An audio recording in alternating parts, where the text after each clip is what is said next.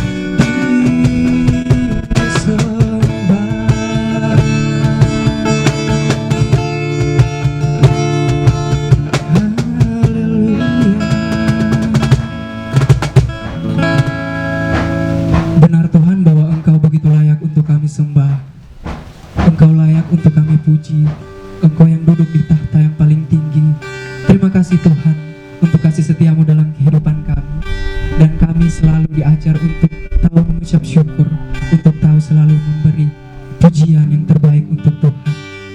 Ini kami Tuhan, dengan segala kerendahan hati kami ingin masuk dalam hadirat-Mu.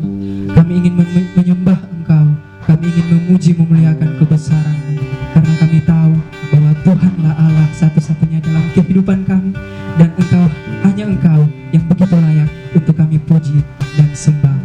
Berkati ibadah kami Tuhan, curahkan Roh Kudus-Mu dalam hati setiap kami, agar kami boleh merasakan hadirat Tuhan yang begitu nyata dalam kehidupan kami, agar kami boleh merasakan Roh Kudus Tuhan bekerja atas kami. Ini doa kami Bapa, kami mengucap syukur.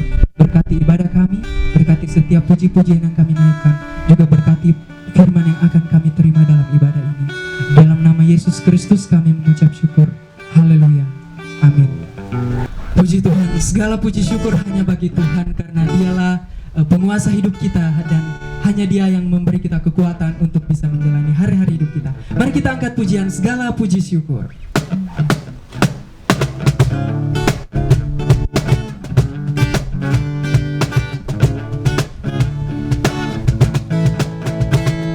Segala puji syukur hanya bagimu Tuhan, sebab Kau yang layak dipuja.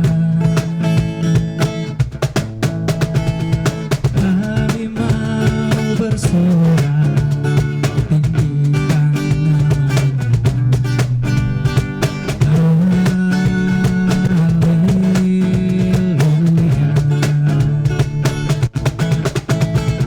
Soraklah haleluya, soraklah haleluya, haleluya. Soraklah haleluya, soraklah haleluya,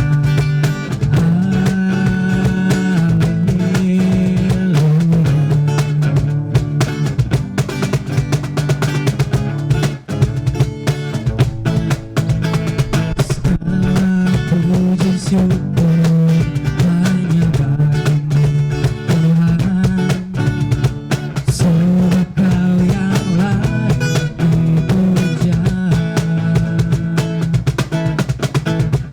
Kami mau bersorak, tinggikan nama-Mu.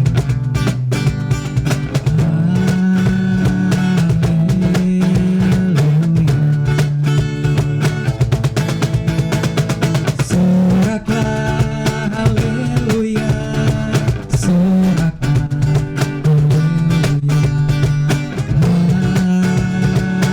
haleluya, haleluya. Soraklah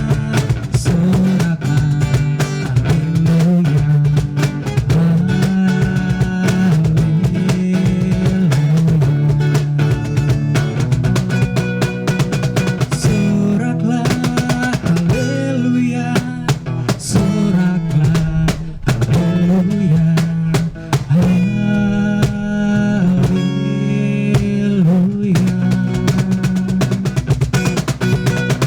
Soraklah haleluya,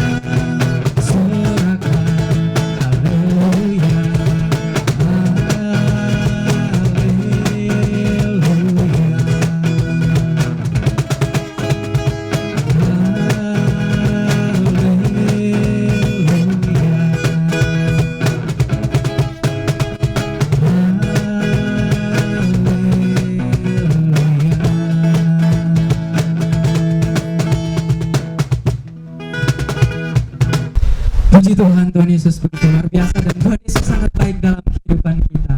Dia telah memberikan kita kekuatan untuk menang, kekuatan untuk menaklukkan musuh yang ada di depan kita. Mari kita angkat pujian, Ku diberi kuasa.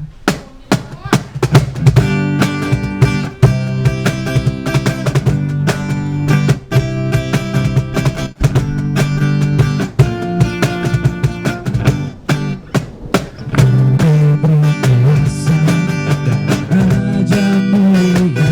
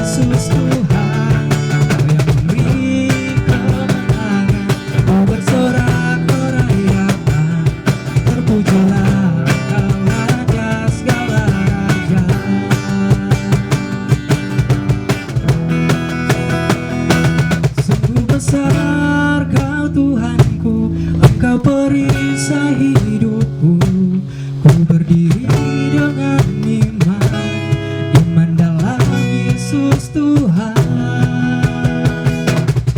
Sungguh besar Kau Tuhanku, Kau perisai hidupku, ku berdiri dengan iman, iman dalam Yesus Tuhan.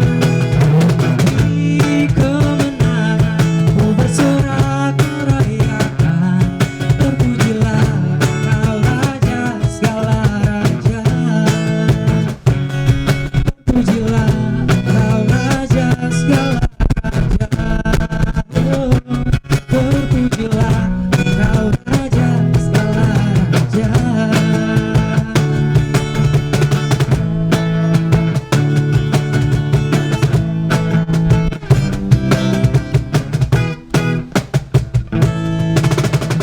Berikan sorak-sorai yang terbaik untuk Tuhan. Haleluya. Puji Tuhan, kita telah menaikkan segala pujian bagi kemuliaan nama Tuhan. Sekarang kita akan mendengarkan kebenaran firman-Nya yang akan disampaikan oleh Pastor Kamika Tulak Alo MPD. Untuk itu mari kita siapkan hati kita untuk masuk dalam penyembahan, untuk menerima kebenaran firman Tuhan. Kita angkat pujian, Yesus Aku Cinta.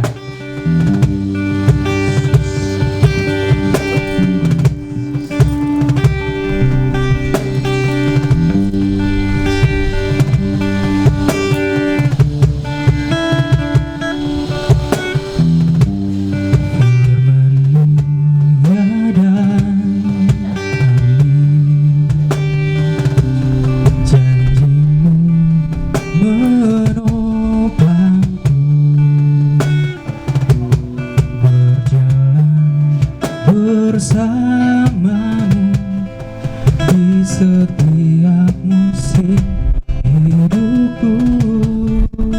Katakan lebih dalam firman-Mu, firman-Mu ya dan amin.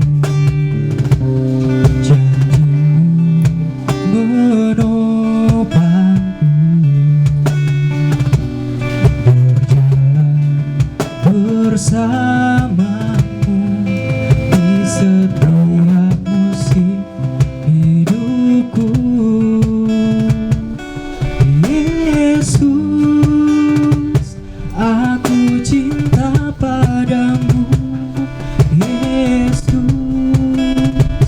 tetaplah bersamaku. Tiada yang dapat menggantikanmu. Engkaulah jaminan hidupku. Mari kita angkat pujian ini dari awal lebih dalam lagi.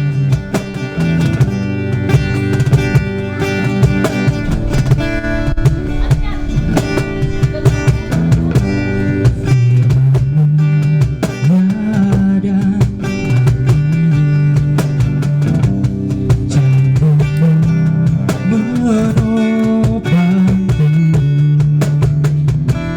berjalan bersamamu di setiap musim hidupku.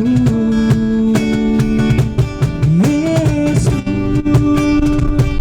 aku cinta padamu.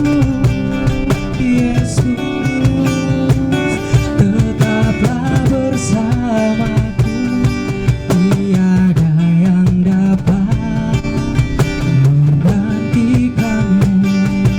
Engkaulah jaminan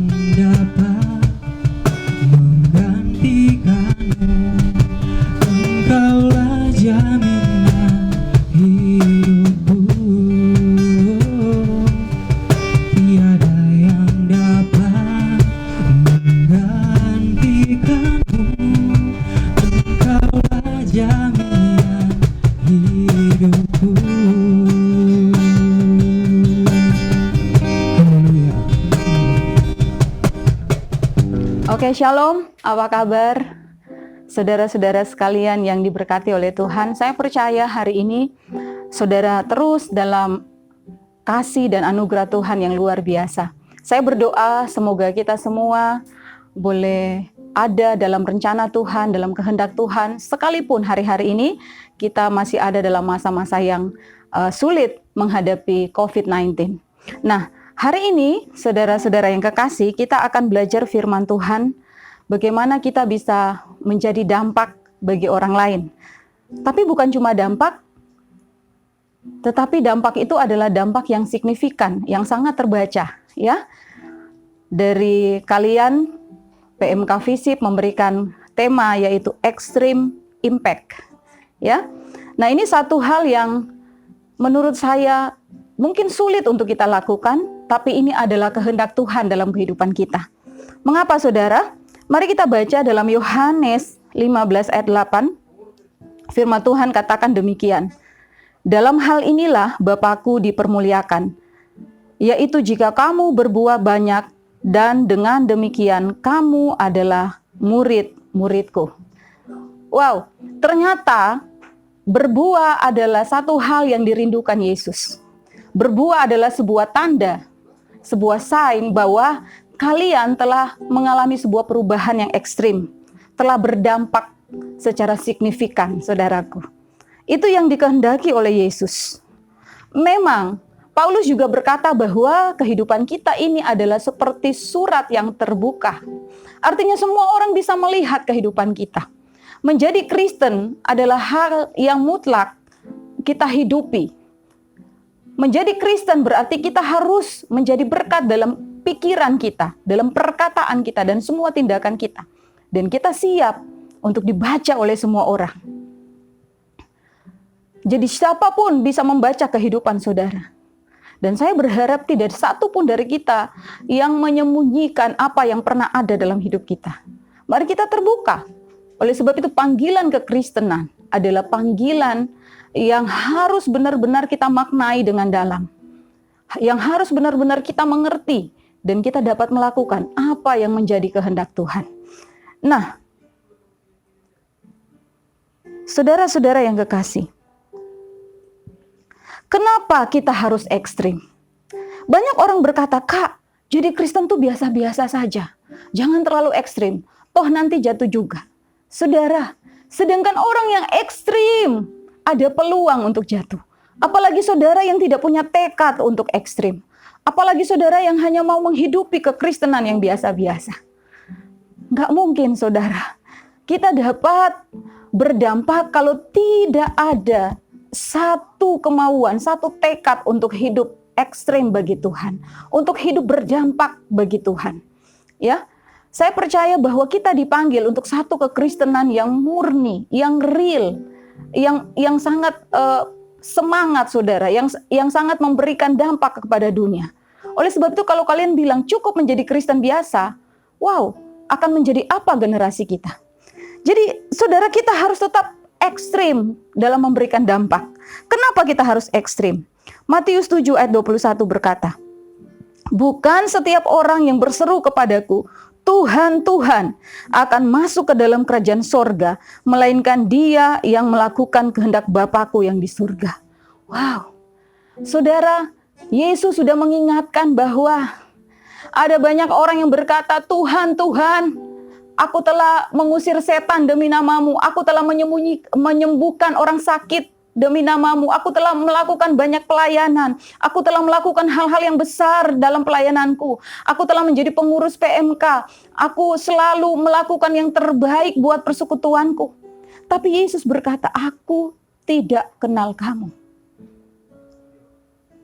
Yang Yesus tahu, yang Yesus kenal dari kita adalah kita yang melakukan kehendak Bapa. Wow, saudara, saya mau berkata bahwa orang yang begitu ekstrim aja udah bilang, Tuhan, aku sudah melakukan banyak hal buat engkau. Tapi toh Yesus bilang, aku gak kenal kamu.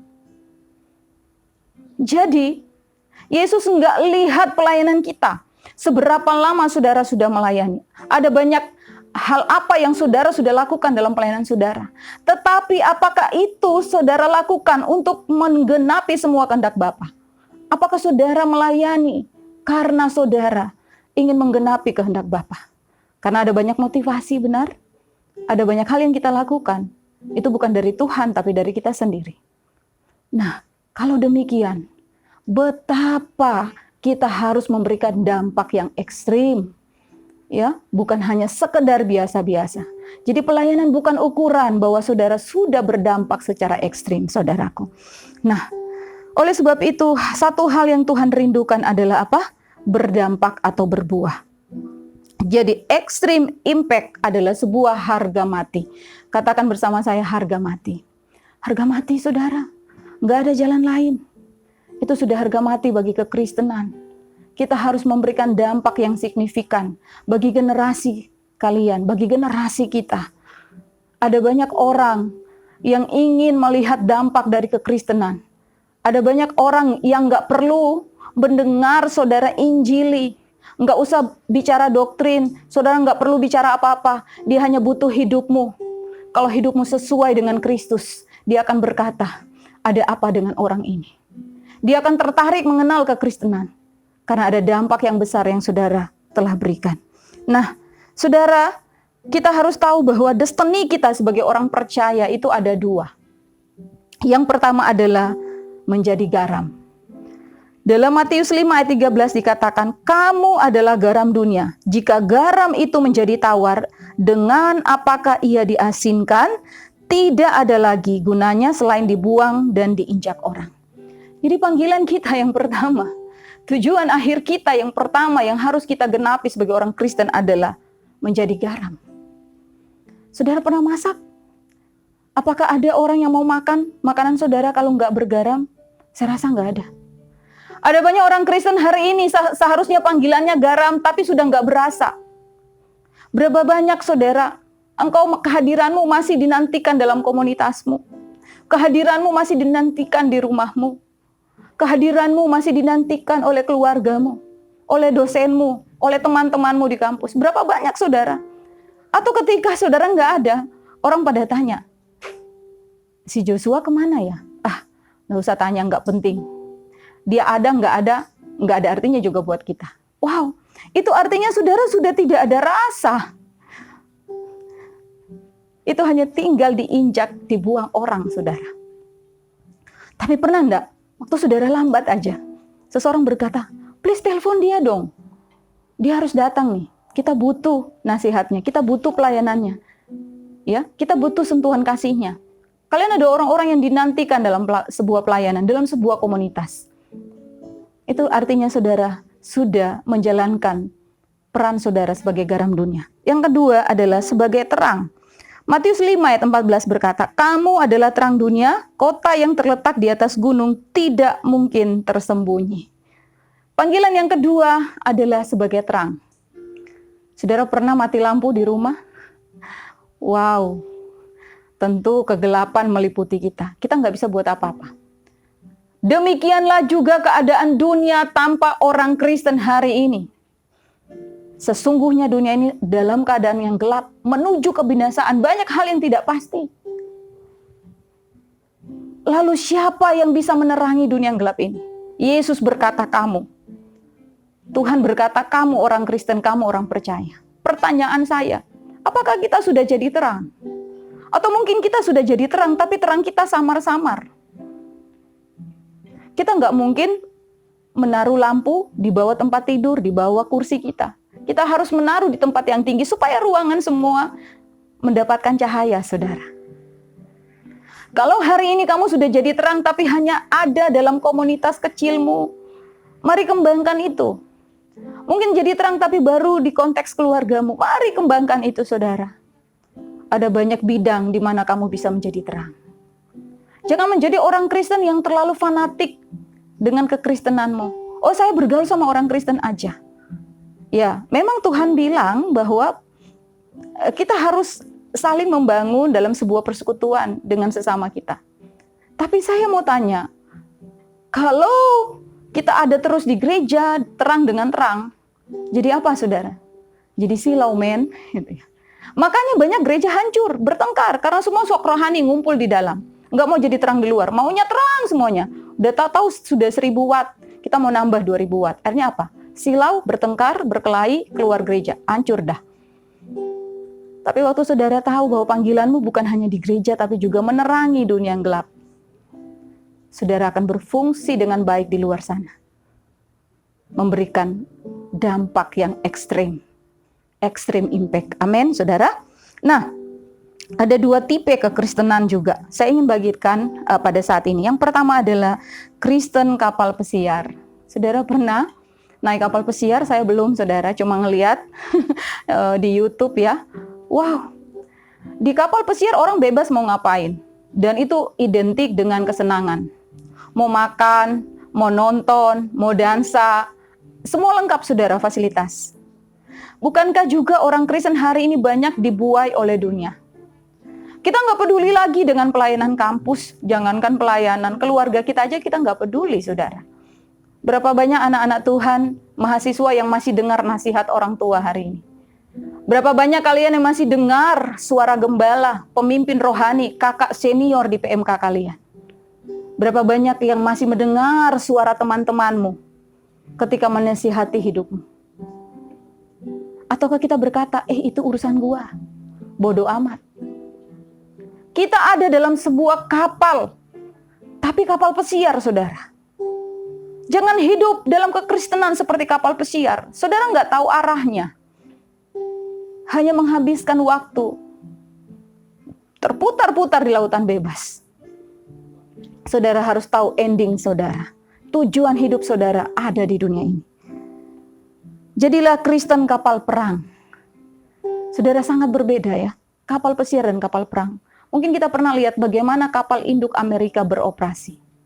Dan saya percaya tentara yang ada di sana, saudara, nggak ada yang tidur sempat pakai baju tidur. Mungkin tidurnya hanya pakai baju tentara, baju dinas. Sepatu pun kadang-kadang nggak dibuka, ikatannya aja dibuka. Supaya ketika ada komando untuk bangun dan berangkat, mereka tinggal ngikat sepatu aja. Hidup mereka benar-benar harus siap, diperhadapkan dengan sebuah kesiapan. Nah, seharusnya kekristenan kita seperti kapal perang ini, saudara. Kapanpun kita siap. Kak, di mana, Kak? Tolong antar saya, Kak. Kak, kita mau basar. Sorry, ini saya, ban motor saya pecah. Boleh enggak jemput saya di jalan ini?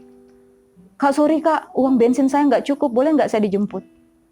Apa kita masih punya rasa kemanusiaan, empati kepada orang-orang yang mau melayani, tapi sangat berkekurangan dalam segi sarana dan prasarana?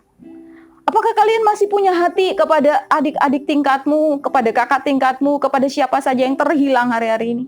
Atau saudara bilang, bodoh amat. Nanti dikira kita kepo lagi dengan urusan orang. Saudara, saya mau tanya, siapa yang tolong mereka?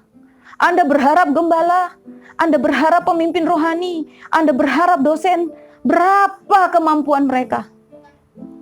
Ini adalah tanggung jawabmu. Berapa banyak anak Tuhan terhilang hari-hari ini? Apakah saudara bisa bilang, itu tanggung jawab para pemimpin rohani?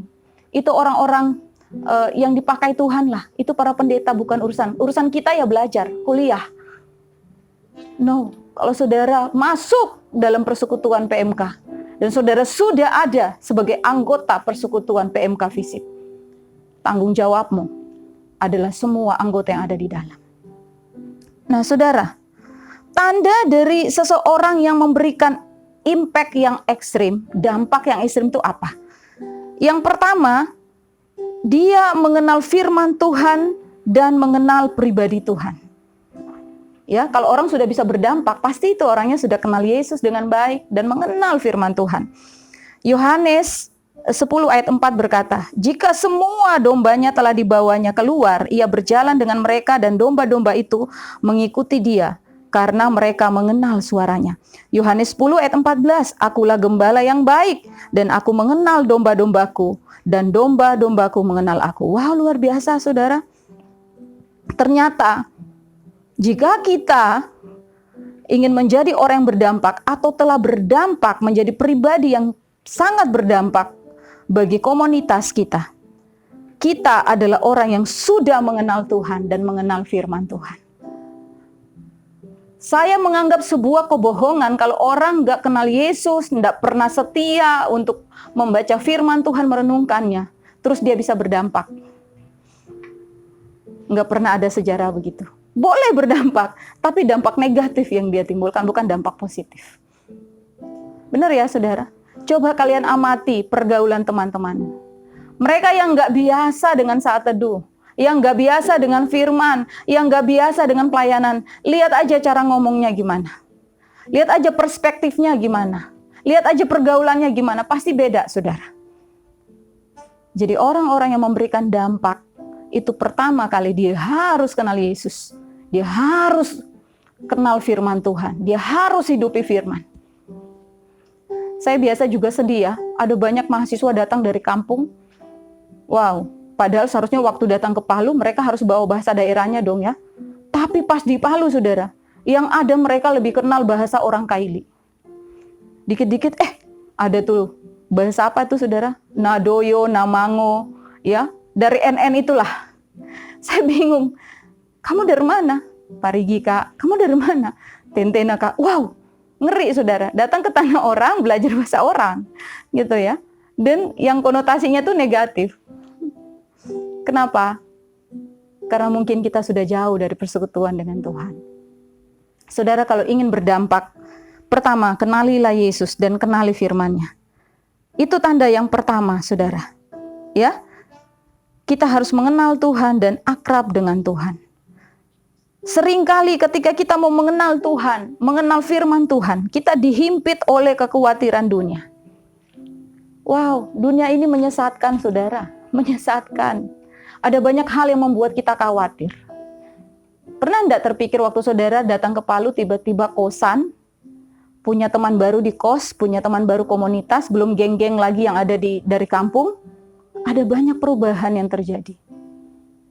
Dan kadang-kadang maaf, itu mengalami distorsi atau penurunan. Kalian bukan lebih maju dengan Tuhan, tapi lebih mundur. Karena di Palu udah banyak kafe. Di Palu udah banyak warkop, di Palu banyak klub malam. Pertama mungkin kalian gak injak, tapi pertama-tama yuk ke kos yuk, kumpul-kumpul gitu kan.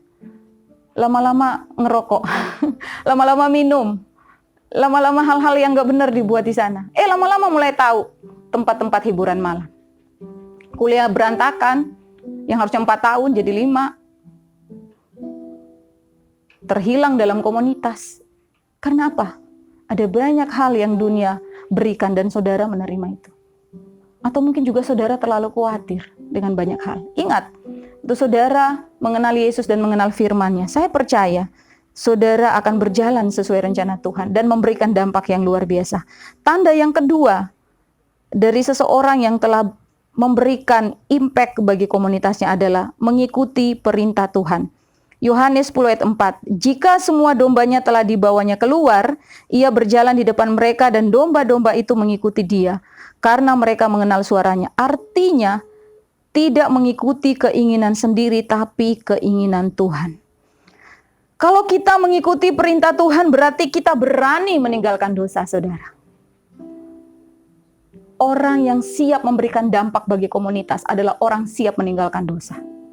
Nggak mungkin dong, orang lain ngikut hidup kita kalau dia tidak lihat teladan dari hidup saudara. Yang dia lihat teladan. Sedangkan hamba-hamba Tuhan, para pendeta sekarang sedang berjuang untuk hidup lebih baik dalam perjuangan iman kita. Dan masih banyak yang jatuh, apalagi saudara yang bilang begini, aduh, saya bisa sendiri. Nggak perlu pertolongan siapa-siapa. Jangan takabur, saudara. Jangan takabur. Saudara harus mengikuti Tuhan. Tetapi juga saudara butuh teman, butuh bapak rohani, butuh adik-adik rohani yang selalu mendukung saudara untuk mengenal Tuhan dengan baik, untuk mengikuti perintah Tuhan. Siapa di sini yang tidak berbuat dosa? Saya rasa kita semua berbuat dosa. Tapi bagaimana kita berani meninggalkan dosa? Dan kita ingin lebih baik lagi supaya kita memberikan dampak yang signifikan bagi hidup kita, bagi komunitas kita. Cara satu-satunya adalah kita harus meninggalkan dosa, saudara. Mengikuti perintah Tuhan dengan baik. Dan itu dimulai dari keinginan kita. Nah, saudara, kita harus tahu bahwa dalam diri kita sebagai manusia ada keinginan-keinginan manusia. Dalam Galatia 5 ayat 19 dikatakan, perbuatan daging telah nyata, yaitu percabulan, kecemaran hawa nafsu, ayat 20. Penyembahan berhala, sihir, perseteruan, perselisihan, iri hati, amarah, kepentingan diri sendiri, percederaan, roh pemecah, kedengkian, kemabukan, pesta pora, dan sebagainya. Terhadap semuanya itu kuperingatkan kamu seperti yang telah kubuat dahulu, kata Paulus, bahwa barang siapa melakukan hal-hal yang demikian, ia tidak akan mendapat bagian dalam kerajaan Allah. Ini ada banyak keinginan-keinginan manusia yang harus kita waspadai, saudara. Perbuatan-perbuatan daging. Jangan sampai kita ada di dalamnya. Ya, karena 1 Yohanes 2 ayat 15-17 berkata, janganlah kamu mengasihi dunia dan apa yang ada di dalamnya. Jikalau orang mengasihi dunia, maka kasih akan Bapa tidak ada di dalam orang itu. Sebab semua yang ada di dalam dunia, yaitu keinginan daging, keinginan mata, serta keangkuhan hidup, bukanlah berasal dari Bapa, melainkan dari dunia. Dan dunia ini sedang lenyap dengan keinginannya. Tetapi orang yang melakukan kehendak Allah tetap hidup selama-lamanya. Wow, saudara. Tuhan mau kita meninggalkan semua keinginan dunia. Kita mengikuti perintahnya, kita tinggalkan dosa kita. Itu yang kedua. Dan yang terakhir, saudara, tanda dari orang yang memberikan dampak yang ekstrim, yaitu berbuah. Sesuai dengan ayat nats yang kalian berikan.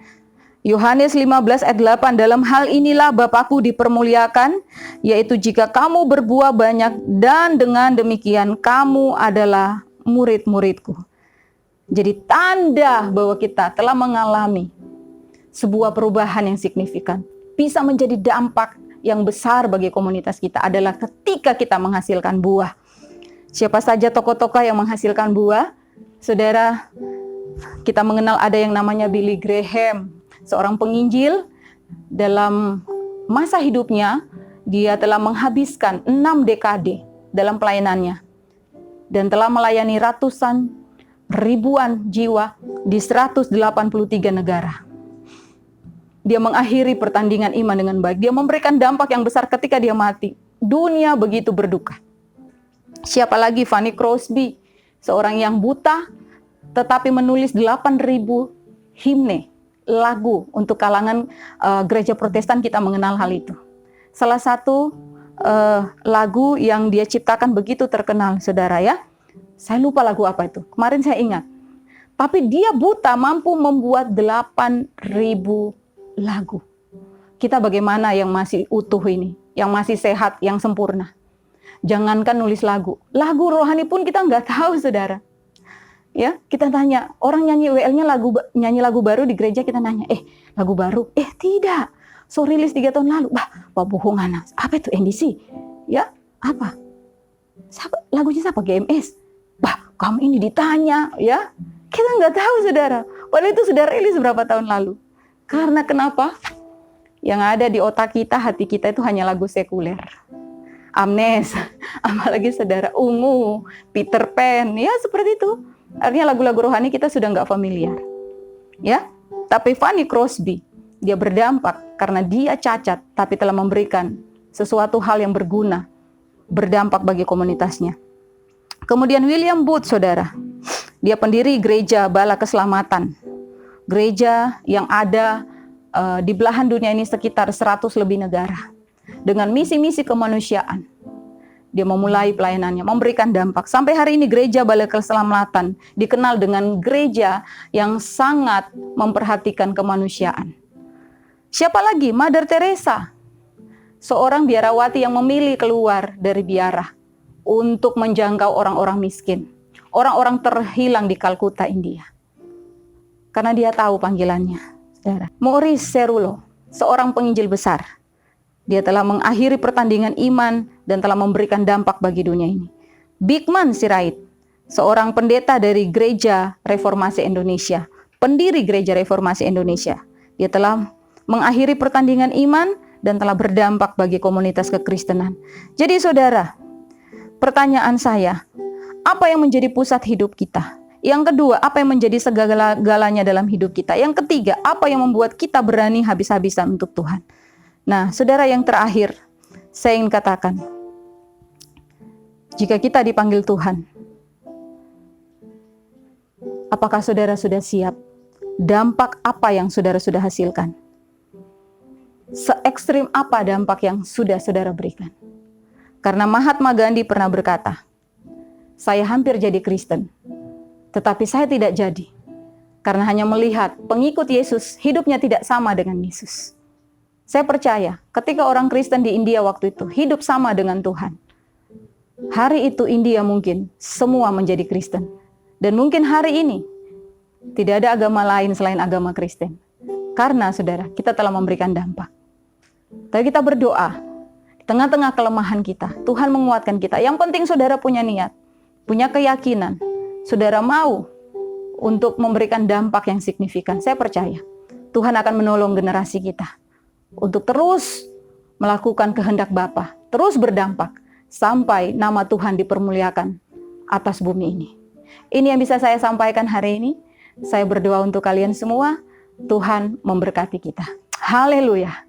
Amin. Oke, mari kita berdoa. Bapak, terima kasih buat kesempatan hari ini.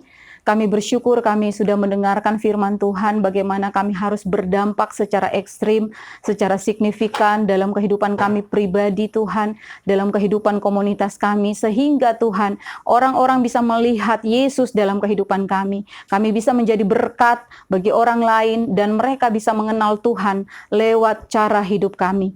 Kami berdoa untuk semua mahasiswa yang mendengar firman Tuhan hari ini, berkati kehidupan mereka. Kiranya firman Tuhan akan memotivasi hidup mereka untuk hidup takut akan Tuhan, untuk melakukan kehendak Bapa, untuk hidup benar-benar radikal di dalam Yesus. Kami berdoa kemampuan mereka tidak seberapa Tuhan, tapi kami percaya Allah Roh Kudus yang akan memampukan mereka untuk berjalan, untuk melakukan sesuatu yang Tuhan kehendaki dalam hidup mereka. Hari ini kami mau berdoa untuk persekutuan Tuhan, mahasiswa Kristen yang ada di PMK FISIP ini, Engkau memberkati semua pengurus yang ada. Semua pelayanan yang mereka telah lakukan, Engkau berkati. Bahkan rencana-rencana pelayanan mereka ke depan, kami percaya Tuhan yang akan ambil alih semuanya. Khususnya Tuhan untuk perayaan HUT PMK FISIP, kami berdoa di dalam nama Yesus. Engkau yang akan mendahului semuanya Tuhan. Memberkati semua dosen-dosen pembimbing, memberkati semua pengurus, bahkan anggota Tuhan. Supaya mereka Tuhan dapat melaksanakan kegiatan ini dengan baik. Semua dana yang mereka butuhkan, kami percaya Tuhan sudah adakan. Semua konsep yang mereka Tuhan telah rancangkan, kami percaya Tuhan yang akan menolong agar semua terlaksana dengan baik. Kami juga berdoa untuk rencana perayaan Natal mereka Tuhan. Di dalam nama Yesus, kami percaya juga Tuhan yang akan menolong.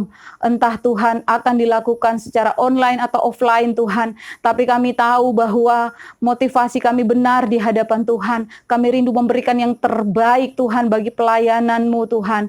Kami percaya bahwa apa yang sudah kami pikirkan dan rencanakan, Tuhan tahu semuanya, dan Tuhan akan menolong kami sampai pada harinya Tuhan kami dapat melaksanakan dengan baik.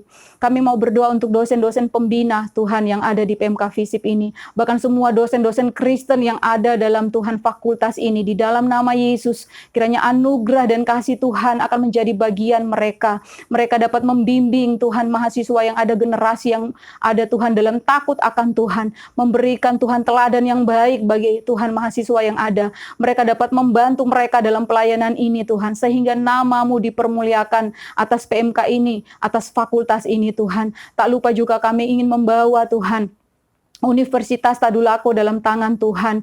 Universitas yang kami cintai ini, kami tahu ada sekitar Tuhan 6.000 mahasiswa Kristen dari angkatan Tuhan 2020 ini sampai Tuhan pada angkatan-angkatan Tuhan yang ada di semester akhir. Untuk semua jurusan Tuhan, kami serahkan di dalam tangan Tuhan. Kami tidak tahu keberadaan hidup mereka. Mungkin juga sudah ada yang terhilang dari mereka. Tetapi hari ini kami berdoa di dalam nama Yesus. Tuhan jaga dan lindungi mereka dimanapun mereka berada. Bangkitkan kembali Tuhan iman mereka. Bawa mereka berjalan dalam kasih karunia, dalam gelanggang pertandingan iman mereka Tuhan. Ajar mereka Tuhan untuk melakukan kehendak Bapa, terus menjadi berkat bagi komunitas mereka Tuhan. Kalau ada yang terhilang, mari tarik mereka pulang Tuhan. Kami berdoa di dalam nama Yesus, kasih Tuhan melawat semua saudara-saudara kami, teman-teman kami dimanapun mereka berada. Kami percaya Tuhan, dalam kasih-Mu Tuhan, kami dapat melakukan perkara yang besar. Kami berdoa kiranya lawatan Tuhan terjadi atas semua Tuhan kehidupan mahasiswa Kristen yang ada di Universitas Tadulako. Terima kasih banyak Bapa. Kami berdoa hari ini untuk semua hal Tuhan yang menjadi pergumulan dari setiap mahasiswa yang ada. Kami serahkan dalam tangan Tuhan. Kami percaya Tuhan yang lebih tahu cara membuka jalan kami. Tuhan yang lebih tahu bagaimana menolong kehidupan kami. Kami serahkan semua pergumulan kami dan kami percaya Tuhan yang sanggup memulihkan, mengubahkan, dan memberkati kami semua.